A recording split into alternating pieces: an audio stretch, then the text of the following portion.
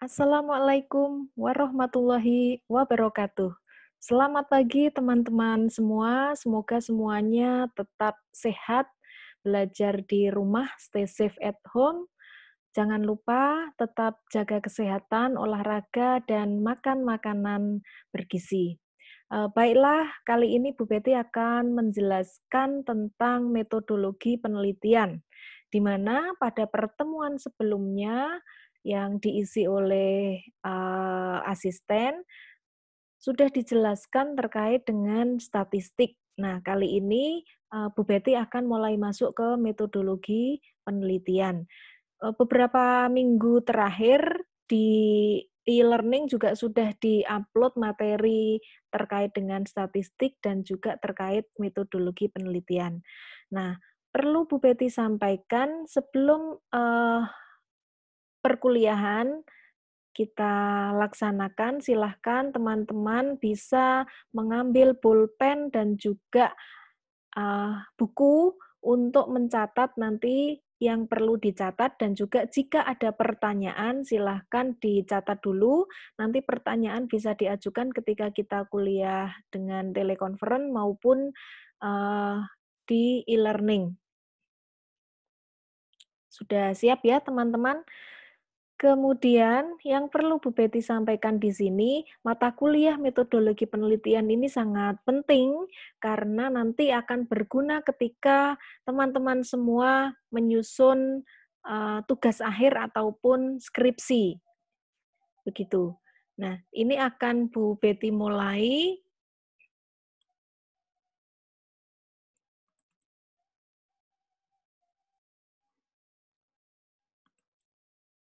Nah, yang pertama itu terkait dengan di pengantar metodologi penelitian. Jadi nanti akan mempelajari terkait dengan pengertian penelitian itu apa, lalu jenis-jenis penelitiannya, ciri-ciri peneliti yang baik itu seperti apa, kemudian penelitian ilmiah. Nanti di sesi berikutnya Bu Betty juga akan menyampaikan terkait dengan masalah penelitian dan variabel penelitian. Sehingga eh, sebelum ujian tengah semester atau UTS, nanti materinya adalah sampai dengan variabel penelitian. Gitu. Nah, penelitian itu kalau secara harfiah atau arti katanya, yaitu dari bahasa Inggris, atau bahasa Inggrisnya kan research. Research.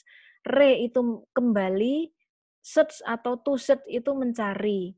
Jadi penelitian itu kalau dari bahasa Inggrisnya artinya adalah mencari kembali, gitu ya, mencari kembali. Lalu dari ahli juga mengatakan bahwa penelitian itu merupakan studi yang dilakukan melalui penyelidikan yang hati-hati dan sempurna, sehingga yang namanya penelitian itu tidak bisa sembarangan. Nah, terhadap suatu masalah, sehingga nanti yang diteliti di sini itu berawal dari masalah, sehingga diperoleh pemecahan yang tepat terhadap masalah tersebut. Nah, ini yang dari kata tadi mencari tadi. Jadi yang dicari itu adalah pemecahan terhadap suatu masalah. Kemudian, penelitian juga bisa diartikan suatu proses penyelidikan untuk menemukan sesuatu yang baru. Lalu bisa juga mengembangkan dan menguji kebenaran suatu ilmu pengetahuan yang telah ada dengan menggunakan cara yang ilmiah sebagai upaya untuk mewujudkan tujuan dan menemukan jawaban dari persoalan yang dihadapi. Nah, persoalan ini sama dengan masalah tadi. Jadi kata kunci dari penelitian itu adalah untuk memecahkan suatu masalah atau persoalan, gitu ya.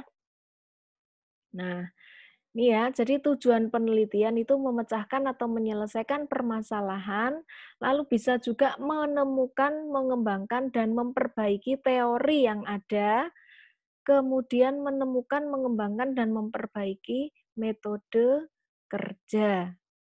Nah, nanti kita akan memberikan contoh terkait dengan penelitian yang biasanya dilakukan oleh teman-teman di PIP, gitu ya, terkait dengan kapal dan seterusnya. Nah, ingat bahwa penelitian itu dilakukan dengan cara atau metode ilmiah. Jadi penelitian dengan metode ilmiah itu bisa diukur dan dibuktikan secara rasional. Rasional artinya masuk akal, logis, dinalar, dan juga analitis dan dapat dipahami oleh indera manusia. Jadi, penelitian dengan metode ilmiah itu kemudian tidak bisa misalnya dengan cara seperti yang dilakukan oleh, eee, apa namanya, yang tidak rasional. Yang tidak rasional itu tidak dengan metode ilmiah namanya. Gitu ya. Misalnya yang dilakukan di dukun dan seterusnya, itu kan metode yang tidak logis. Tapi kalau misalnya, kalian bisa dibuktikan dengan metode ilmiah, rasional, dan nalar, itu baru dikatakan dengan metode ilmiah, gitu ya. Nah, lalu jenis-jenis penelitian itu apa saja? Gitu ya. Oh, ada, penelitian dasar dan penelitian terapan. Kalau menurut jenis informasinya ada penelitian kuantitatif, penelitian kualitatif. Kemudian menurut perlakuan datanya ada penelitian konfirmatori, ada eksplanatori, gitu ya. Lalu menurut maksudnya ada penelitian deskriptif, korelasi, dan eksperimen. Sehingga nanti teman-teman kemudian harus bisa membedakan, oh penelitian nanti yang akan saya buat ketika saya menyusun tugas akhir atau skripsi itu penelitian yang mana.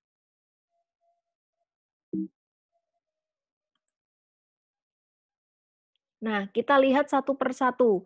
Perbedaan antara penelitian eh, dasar dengan penelitian terapan. Jadi kalau penelitian dasar itu tujuannya untuk menemukan atau mengembangkan teori yang baru.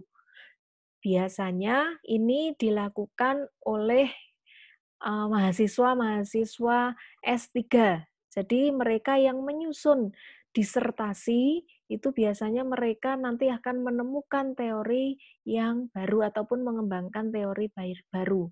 Nah, lalu kalau penelitian terapan itu yang seperti apa? Penelitian terapan itu yang menghasilkan sesuatu yang baru yang langsung bisa diterapkan untuk memecahkan masalah. Nah, biasanya ini yang cocok untuk kalian karena langsung bisa diterapkan untuk pemecahan masalah dan aplikatif gitu ya.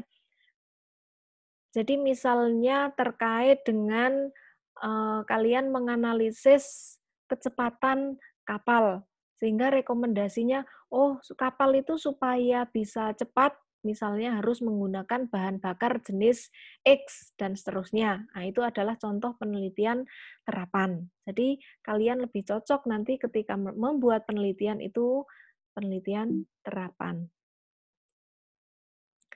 Kemudian jenis berikutnya itu ada penelitian konfirmatori dan eksploratory. Nah, kalau konfirmatori itu untuk mengkonfirmasi gitu ya. Jadi menguji hipotesis secara statistik. Jadi kita membuat hipotesis dulu. Hipotesis itu adalah dugaan awal. Nanti secara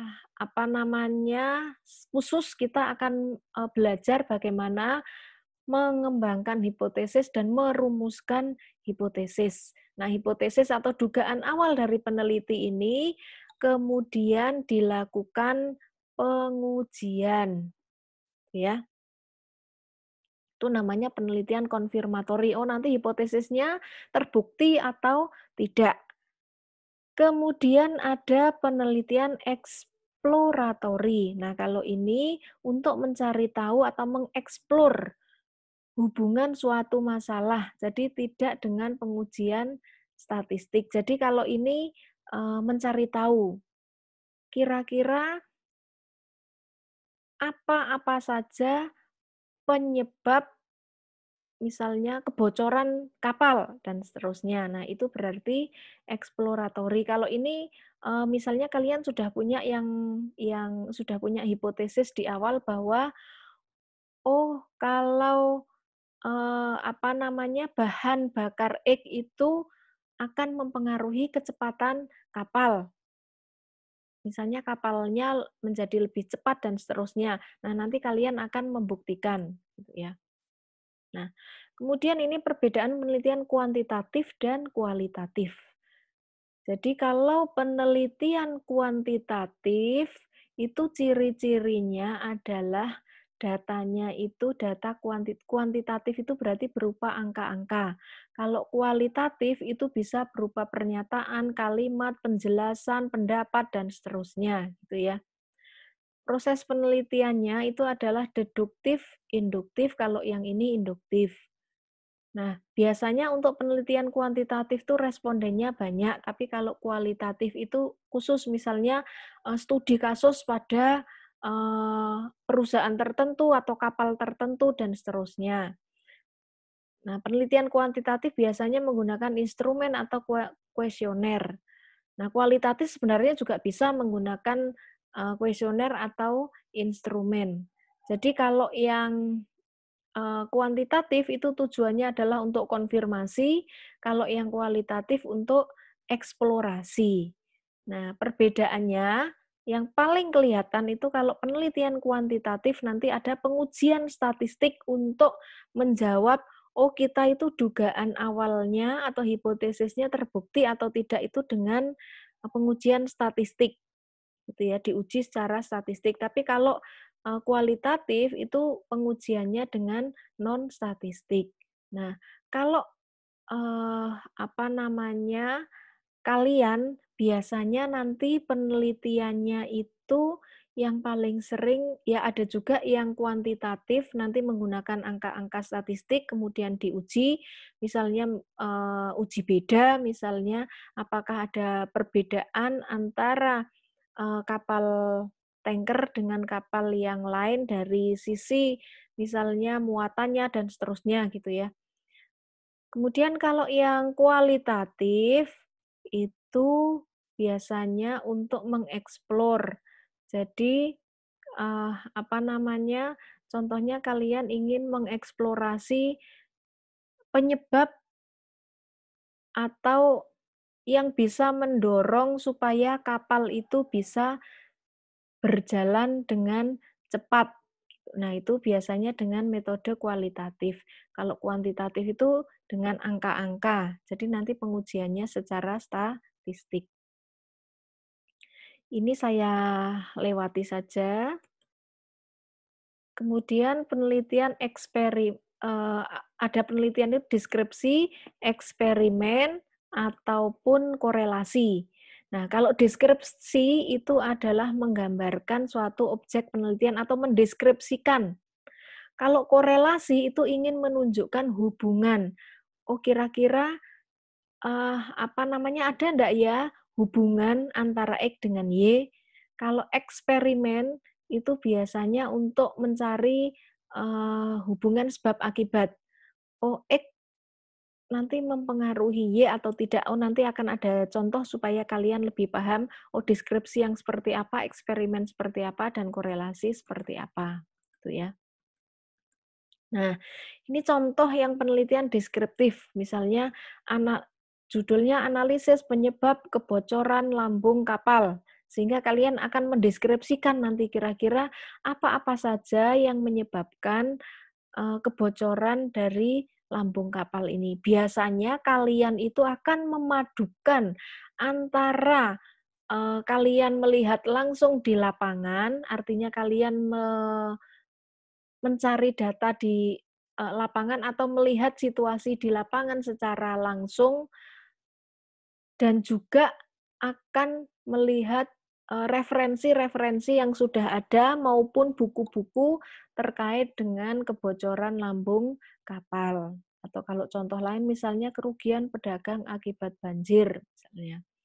Kalau penelitian komparatif, komparatif itu artinya membandingkan. Jadi ini misalnya contohnya adalah perbandingan kinerja kapal-kapal tanker angkutan BBM dan minyak mentah menggunakan analisis multivariat varian. Ini studi kasus pada PT Pertamina Persero gitu ya. Kadang-kadang PT Pertamina kan juga ada banyak ini yang ada di cabang mana gitu ya misalnya. Jadi ini nanti kapal-kapal tanker ini kemudian apa namanya, kan ada banyak, lalu akan dianalisis kinerjanya beda-beda, sama atau beda. Nah, kinerja itu bisa macam-macam, bisa mulai dari kemampuan mengangkutnya, kecepatannya, dan seterusnya. Nah, ini jadi bisa juga kalau di penelitian di bidang lain, misalnya membandingkan kinerja antara BUMN dengan perusahaan swasta, dan seterusnya. Nah, kemudian penelitian asosiatif. Kalau asosiatif itu tadi yang di kolom yang ketiga tadi. Jadi misalnya pengaruh jenis bahan bakar terhadap kecepatan kapal. Apakah kalau menggunakan jenis bahan bakar X itu nanti kecepatannya akan berubah atau lebih cepat dan seterusnya. Oh, kalau iya berarti jenis bahan bakar itu sangat mempengaruhi kecepatan kapal ini nanti perlu diuji secara statistik gitu ya. Contoh lain misalnya pengaruh iklan terhadap volume penjualan. Apakah kalau iklannya itu gencar di berbagai media, nanti penjualannya akan meningkat atau tidak? Berarti membutuhkan data iklan, biaya iklan, dan juga penjualan atau volume penjualan dari waktu ke waktu supaya mengetahui oh kira-kira berpengaruh atau tidak gitu ya. Jelas ya. Jadi tadi terkait dengan pengertian penelitian, jenis-jenis penelitian sampai dengan contohnya. Sekarang masuk ke ciri-ciri penelitian yang baik. Jadi ciri-ciri penelitian yang baik itu masalah didefinisikan dan dirumuskan dengan jelas. Lalu prosedur penelitian harus diuraikan secara terperinci. Nah, nanti kalian itu nanti akan menjelaskan, oh untuk melaksanakan penelitian tersebut, untuk memecahkan permasalahan tersebut, maka prosedur penelitian yang akan kalian tempuh itu adalah demikian gitu dijelaskan. Lalu desain penelitiannya jelas ini masih ada kaitannya nomor 2 dan nomor 3. Gitu ya. Lalu nomor 4, peneliti melaporkan hasil penelitian secara jujur, termasuk bila ada kelemahan penelitian. Jadi kalian masih ingat dulu waktu pemilu yang tahun 2000 berapa itu ya yang Jokowi versus siapa namanya, eh yang dari Gerindra itu kok lupa ya Bu Betty ya, Prabowo. Nah, itu kan ada lembaga-lembaga survei yang melakukan penelitian, tapi ternyata mereka, apa namanya, diduga yang pertama tidak dengan metode ilmiah yang benar, dan yang kedua tidak secara jujur melaporkan hasilnya. Sehingga waktu itu lembaga survei yang berbeda bisa menghasilkan simpulan yang berbeda. Nah, dan waktu itu kan kelihatan sekali tergantung siapa yang membayar. Artinya, oh metode survei ini dibayar oleh siapa gitu ya. Sehingga pada pemilu yang berikutnya KPU menetapkan, oh yang boleh melakukan survei itu hanya lembaga survei tertentu yang sudah apa namanya, tes atau membuat perjanjian dengan KPU bahwa mereka itu akan independen dan jujur melaporkan hasilnya, gitu ya. Nah, jadi penelitian yang baik itu adalah peneliti harus melaporkan hasilnya secara jujur, tuh. Lalu analisis datanya harus sesuai dengan hipotesis dan desain penelitian. Jadi nanti apa namanya hipotesis kalian dan juga desain penelitian kalian itu akan menentukan oh kalau begitu analisis data yang digunakan itu menggunakan apa. Karena ada banyak sekali analisis data yang bisa digunakan tergantung dari tujuan penelitian kalian dan juga hipotesis yang dirumuskan serta desain penelitiannya seperti apa, gitu ya. Nah, ini simpulan juga harus berdasarkan oleh data yang diuji, bukan simpulannya itu kemudian menurut asumsi sendiri, itu enggak boleh, gitu ya. Dan juga kualifikasi harus memenuhi persyaratan. Nah, kualifikasinya seperti apa? Nah, ini ada di bawahnya ini. Nah, ini ya, yang pertama itu harus kompeten, artinya menguasai ilmu pengetahuan yang dilakukan penelitian.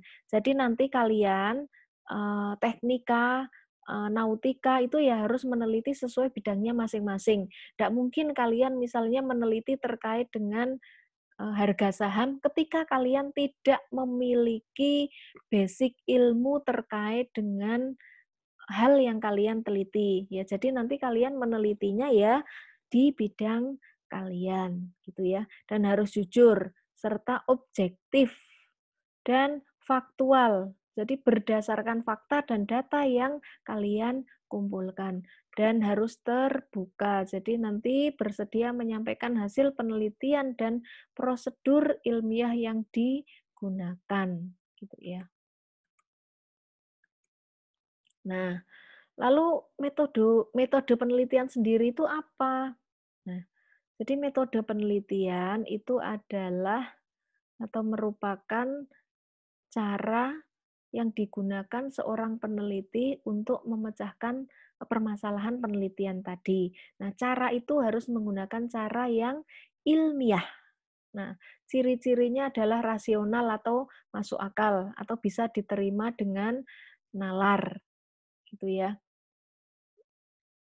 Sehingga apa namanya,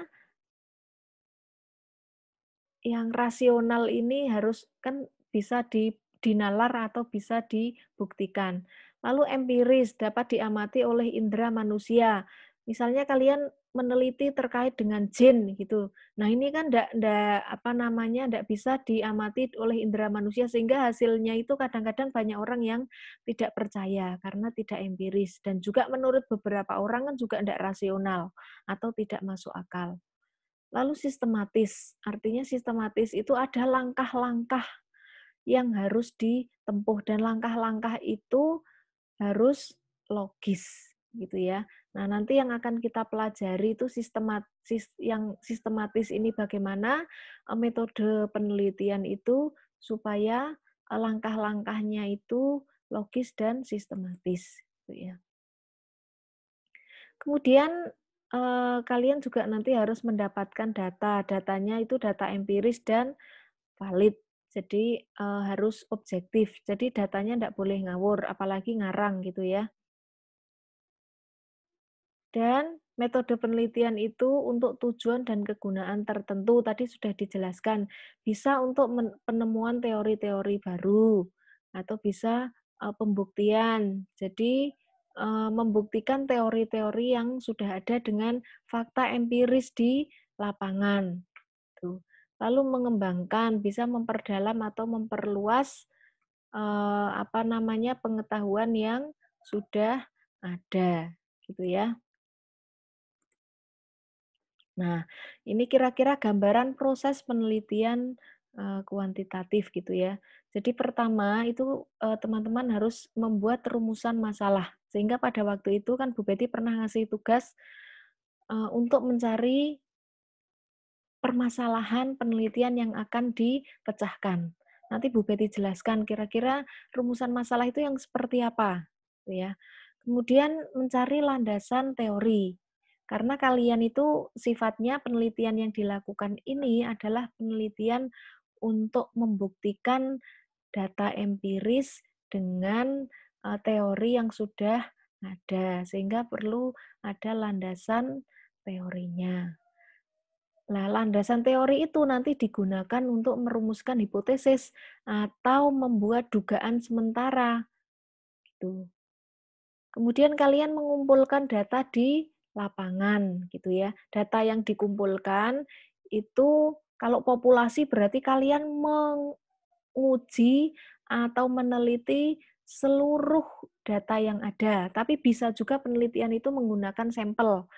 Artinya tidak semua populasi diteliti, tetapi menggunakan sampel atau dipilih perwakilan. Nah, perwakilan ini harus menggambarkan populasi yang ada. Jadi kalau misalnya kalian meneliti semua mahasiswa atau taruna di PIP, ya kalian berarti harus mulai dari semester 1, semester 3, semester 5 itu harus ada perwakilan, karena harus representatif. Artinya tidak boleh nanti sampelnya itu tidak menggambarkan populasinya, gitu ya. Kemudian bisa juga kalian langkah berikutnya adalah mengembangkan instrumen untuk mengumpulkan data ini. Misalnya kalian ingin tanya semester berapa, kemudian IPK-nya berapa, cara belajarnya bagaimana, karena kalian ingin meneliti, cara belajar itu mempengaruhi hasil belajar atau tidak, misalnya. Tuh. Sehingga kan kalian harus mengembangkan instrumen untuk diisi atau kuesioner untuk diisi nanti oleh sampel yang kalian teliti ini, gitu ya. Baru setelah data dikumpulkan, itu kalian akan melakukan analisis data. Lalu dari analisis data yang kalian lakukan itu, kalian nanti akan membuat kesimpulan. Sehingga dari kesimpulan yang kalian buat, itu kalian bisa menyarankan, oh ternyata kalau dengan metode belajar yang misalnya kalian, cara belajarnya itu dengan cara belajar kelompok gitu misalnya, hasilnya ternyata lebih lebih bagus. Yang anak-anak yang belajar kelompok itu ternyata hasil, belajarnya yang ditunjukkan dengan nilai atau IPK itu ternyata lebih bagus gitu. Nah, kalau simpulan kalian seperti itu berarti kalian menyarankan, oh, kalau begitu, misalnya mahasiswa atau taruna-taruna di PIP itu disarankan untuk melakukan pembelajaran secara kelompok. Gitu. Nah, itu yang bisa Bu Betty sampaikan. Terima kasih. Silahkan nanti kalau ada pertanyaan bisa diajukan, gitu ya. Dicatat dulu sementara pertanyaannya. Saya akhiri, wassalamualaikum warahmatullahi wabarakatuh.